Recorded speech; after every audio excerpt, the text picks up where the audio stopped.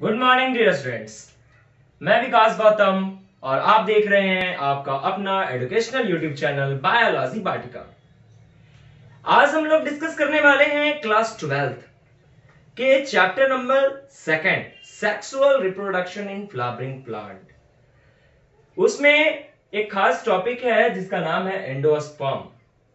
इस एंडोस्पर्म को समझने के लिए अपने को समझना पड़ेगा फर्टिलाइजेशन। फर्टिलाइजेशन आपने एंजियोस्पर्म्स में पढ़ा। प्रीवियस लेक्चर में आपने जाना कि फर्टिलाइजेशन कैसे होता है। उसमें आपने जाना कि जब एक सेल का फ्यूजन फर्स्ट मेल गैमेट के साथ हो रहा था तो उसे हम लोग सीनगैमी या फर्टिलाइजेशन कह रहे थे।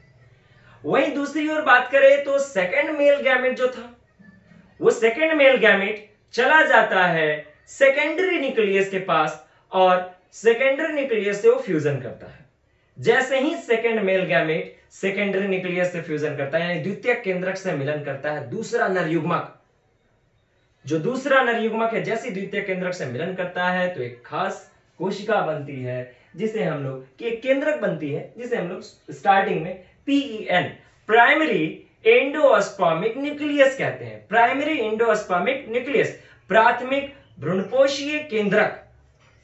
यानी यहां पर देख पा रहे हैं सेकेंड मेल गैमेट दूसरा नर युग्मक जो कि कैसा होता है N, और इस N वाले नर युग्मक से मिला कौन सेकेंडरी न्यूक्लियस जो कि कैसा होता है 2N। जब दोनों आपस में फ्यूजन किया तो इस फ्यूजन के प्रोसेस को अपन लोग क्या कहते हैं, ट्रिपल फ्यूजन कहते हैं। और ट्रिपल फ्यूजन के लास्टली क्या बनता है, primary endospermic nucleus. Primary endospermic nucleus कैसा होता है 3N। इसी न्यूक्लियस से बनता है ये मैच्योर जब होता है तो कहलाता है अपना एंडोस्पर्म। ओके, अब एंडोस्पर्म के बारे में हम लोग कुछ खास बात जानेंगे। एंडोस्पर्म है क्या, तो देखिए it is the product of triple fusion. यह जो है ट्रिपल फ्यूजन त्रिसंलयन का उत्पाद है एंड जनरली ट्रिप्लोइड, और यह सामान्यतः त्रिगुणित होता है। मतलब जब ट्रिपल फ्यूजन होगा तब एंडोस्पर्म वाली कोशिका बनेगी। This tissues are filled with reserve food material. यह ऐसा टिश्यू है जिसमें जमा यानी संग्रह भोज्य पदार्थ जो है भरे होते हैं, यानी इसमें भोज्य पदार्थ का संग्रह होता है। It is absent in family such as Orchidaceae, Trapaceae and Podostemaceae. यानी ये कुछ फैमिलीज में अनुपस्थित होता है, जैसे ऑर्किड के फैमिली में, जैसे ट्रापा के फैमिली में, जैसे पोडोशिमिया के फैमिली में अनुपस्थित होता है, नहीं पाया जाता है endosperm. Next, it is astony. ये जो है अस्टोनी होगा, पत्थर की तरह कड़ा हो सकता है। किसमें, बेटल नट में हो सकता है, डेट पाम खजूर में हो सकता है। आगे, इन सम प्लांट कुछ ऐसे पौधे हैं जिसमें एंडोस्पर्म, जनरली अभी हम बात किए कि एंडोस्पर्म क्या होता है भैया 3N यानी ट्रिप्लोइड होता है। लेकिन यहां पर एक पॉइंट बताया गया, इन सम प्लांट यानी कुछ पौधों में द एंडोस्पर्म इज डिप्लोइड, पेंटाप्लोइड, नोनाप्लोइड। यानी ट्रिप्लोइड ना होकर के, त्रिगुणित ना होकर के द्विगुणित, पंचगुणित, नवगुणित होता है। जैसे हम यहां पर उदाहरण देख सकते हैं, ओइनोथेरा में हम देखें तो ये एंडोस्पर्म कैसा होता है 2N होता है यानी डिप्लोइड होता है। अगर हम प्लम्बैगो में देखें 5N होता है। फिर हम पेपरोमिया में देखें तो पेपरोमिया में 9N होता है। ये 9N कैसे हुआ, 5N कैसे हुआ, 2N कैसे हुआ, अगर इसकी बात हम करें तो इसे हम देख सकते हैं। देखिए ये यहां पर उधर से आता है मेल गैमेट, ठीक है। मेल गैमेट जो है 2 होता है। फर्स्ट मेल गैमेट का फ्यूजन तो एक सेल से हो जाता है, दूसरा मेल गैमेट का फ्यूजन आपका सेकेंडरी न्यूक्लियस से होता है। ये दूसरा मेल गैमेट का जब फ्यूजन सेकेंडरी था, इसमें कितना केंद्रक दिख रहा है, न्यूक्लियस कितना है 2 और मिला 1 से 3N होना चाहिए था। लेकिन कुछ प्लांट में क्या होता है कि ये 2N ना होकर के N रहा। अब ये भी N और यह भी N, दोनों N मिलेगा, कितना N भैया 2N। इसीलिए ओइनोथेरा में कैसा होता है 2N। अगर ये 4N रहे और एक N इधर से मिले, कितना N मिल सकता है भैया 5N हो सकता है। यदि ये 8N हो, 8N का फ्यूजन सिंगल N से होगा, कितना N हो जाएगा 9N हो जाएगा। यानी ये कुछ अलग अलग प्लांट में इसका नंबर ऑफ क्रोमोसोम डिफरेंट होता है। इस पे कभी कभी न्यूमेरिकल्स भी पूछे जाते हैं, डायरेक्टली आपका नाम देके कि बताइए, ऐसा कुछ सवाल होगा। जैसे देखिए एक सवाल मैं यहाँ पे कर रहा हूँ कि यदि सिनर्जिड्स जो कि होता है एन, इसमें नंबर ऑफ क्रोमोसोम आपका 16 है, ठीक है।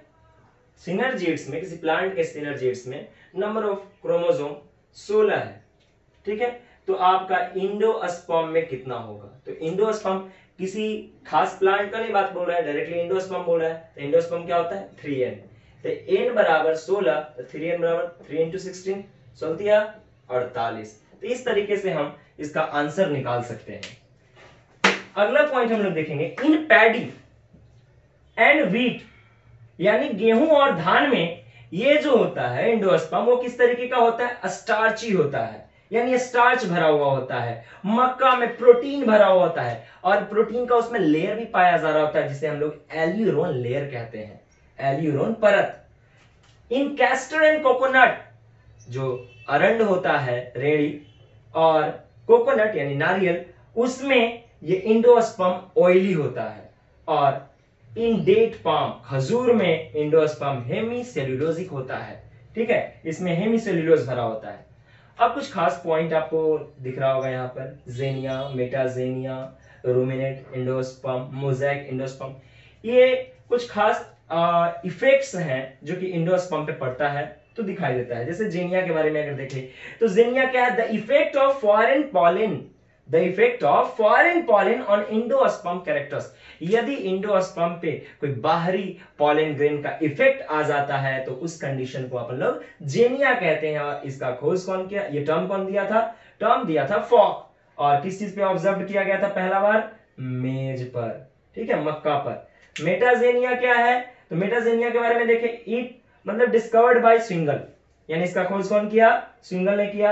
The effect of foreign pollen on somatic cell या somatic tissue lying outside the endosperm, यानी इंडोस्पर्म के बाहर, भ्रूणपोष के बाहर जो उत्तक का लेयर है, उस लेयर पे यदि बाहरी परागकण का प्रभाव पड़े, फॉरेन पॉलन ग्रेन का इफेक्ट आ जाए, तो उसे हम लोग कहते हैं मेटाजेनिया। जैसे ये इफेक्ट देखने को मिलता है डेट पाम में। फिर ruminate endosperm having surface irregularity, यानी जब इंडोस्पर्म का सतह अनियमित रूप से व्यवस्थित होता है तो उस कंडीशन को हम लोग कहते हैं रूमिनेट एंडोस्पर्म। जैसे हम देख सकते हैं पैसिफ्लोरा, एनोना, माइरिस्टिका, ठीक है। उसके अलावा मोज़ेक एंडोस्पर्म को हम लोग देखेंगे। मोज़ेक एंडोस्पर्म क्या है? Endosperm with different colour patches, यानी जब एंडोस्पर्म में अलग अलग कलर जब पाया जाता है, अलग अलग रंग पाया जा रहा होता है, तो उसे हम लोग कहते हैं मोज़ेक एंडोस्पर्म। आप अपने मोबाइल में भी जाएंगे और मोबाइल में जब कैमरा ऑन करेंगे तो उसमें मोज़ेक एक ऑप्शन आएगा, उसमें भी देखिएगा। तो जैसे ही आप उसको ऐसे स्क्रैच कीजिएगा तो अलग अलग कलर आ जाएगा। तो मोज़ेक का मतलब होता है डिफरेंट कलर का पैचेस हो जाना। और ये किस में देखा जाता है? ये देखा जाता है मेज में। अब हम लोग देखेंगे mode of development of endosperm, यानी इंडोस्पर्म जब डेवलप होते रहता है, उसमें सेल डिवीजन जब होते रहता है, तो उसमें कौन कौन सा टाइप का डेवलपमेंट होगा? देखिए पहला जो है भैया फ्री न्यूक्लियर इंडोस्पर्म है, मतलब कि इसमें जो PEN है उसके न्यूक्लियस में कंटिन्यू डिवीजन होगा और बहुत सारा न्यूक्लियस बन जाएगा। देखिए बहुत सारा न्यूक्लियस बना हो, बाद में न्यूक्लियस पेरिफेरी रीजन में यानी साइड में चला जाएगा, लेकिन इसके न्यूक्लियस में वॉल नहीं होगा, यानी इसके न्यूक्लियस में वॉल का कवर नहीं होगा। इसको हम देखेंगे। It is the most common type of endosperm development, यानी ये इंडोस्पर्म के डेवलपमेंट का सबसे सामान्य प्रकार है। PEN undergoes successive nuclear division to give rise free nuclei, यानी जो PEN है इसमें एक सफल विभाजन होता है जिससे बहुत सारा केंद्रक बनता है। Finally wall formation begins and make the endosperm a multicellular tissue. जब ये बन जाता है तो बना हुआ वाला को, इस स्थिति को हम लोग कहते हैं न्यूक्लियर एंडोस्पर्म। अगर इसमें सेल वॉल बन गया, बाद में सेल वॉल भी कभी कभी बनता है, वो आगे हम लोग देखेंगे। थर्ड वाला वही है, तो ये थर्ड वाले का पॉइंट यहां पर ऐड हो गया है। यहां पर ये पॉइंट, ठीक है। अगर इसका फ्री न्यूक्लियर एंडोस्पर्म का एग्जांपल देखें तो कैप्सिला में देखा जाता है बहुत सारा न्यूक्लियाई, कॉटन में, मेज में, ठीक है। इसके अलावा आप देख पाओगे कोकोनट, कोकोनट में भी आपका फ्री न्यूक्लियर एंडोस्पर्म पाया जा रहा होता है। जो आप कोकोनट मिल्क जो पीते हो, या डाव, डाव क्या है, फ्री न्यूक्लियर एंडोस्पर्म है। Now cellular endosperm, cellular endosperm में क्या होता है भाई, तो पीईएन डिवाइड्स मेनी टाइम्स, जो पीईएन है वो बंटवारा करेगा बहुत बार, and each division is followed by wall formation, और जितना भी डिवीजन होगा उसके बाद सेल वॉल का निर्माण होगा, कोशिका भित्ति का निर्माण होगा, तो उसे हम लोग कहते हैं सेलुलर एंडोस्पर्म। जैसे देखिए ये एक पीईएन है, इस एक पीईएन में, यहां पर मैं दिखा रहा हूं, एक पीईएन में डिवीजन होगा, तो डिवीजन होगा तो कितना पीईएन बनेगा, कितना एंडोस्पर्म बनेगा, 2, और दोनों के बीच वॉल बनेगा। फिर ये दोनों में फिर डिवीजन होगा तो फिर कितना बनेगा, 4, 1 2 3 4, और ऊपर में आपका क्या है, जाइगोट है, तो जाइगोट दे देते हैं, ये रहा जाइगोट, ठीक है। तो जितना बार डिवीजन होगा उतना बार वॉल बनेगा, सेल बनेगा। जैसे हम एग्जांपल देखें, पिटूनिया, बाल्सम, धतुरा, इसमें क्या पाया जा रहा होता है, सेलुलर एंडोस्पर्म का प्रोसेस। और हेलोबियल एंडोस्पर्म का डेवलपमेंट की मतलब एक बार इसमें क्या होगा कि एक बार सेलुलर डिवीजन होगा और फिर अगले बार फिर न्यूक्लियर डिवीजन होगा। तो इस तरीके का अगर डेवलपमेंट देखा जाए तो उसे हम लोग कहते हैं हेलोबियल एंडोस्पर्म डेवलपमेंट, और ये किसमें देखने को मिलता है, एस्फोडिलस। तो ये डिफरेंट टाइप का आप एंडोस्पर्म देख रहे थे। आखिर ये एंडोस्पर्म का काम क्या है, ये एंडोस्पर्म बना क्यों, तो अभी अभी यहां पर देखिए, इस पॉइंट को हम फिर से याद करेंगे, रिजर्व फूड मटेरियल, यानी इसमें फूड मटेरियल भरा हुआ होता है, और इस जो जाइगोट है, इस जाइगोट के डेवलपमेंट के लिए न्यूट्रिशन चाहिए, तो यही पीईएन बहुत सारा बनता है और तब ये जाइगोट को न्यूट्रिशन देता है। तब ये जो जाइगोट है, इस जाइगोट से बनता है एम्ब्रियो, ठीक है। ये एम्ब्रियो का फॉर्मेशन होगा। जब ये एम्ब्रियो बनेगा फिर एम्ब्रियो मैच्योर हो जाएगा, फिर आपका सीड का फॉर्मेशन हो जाना है फुल्ली रूप से।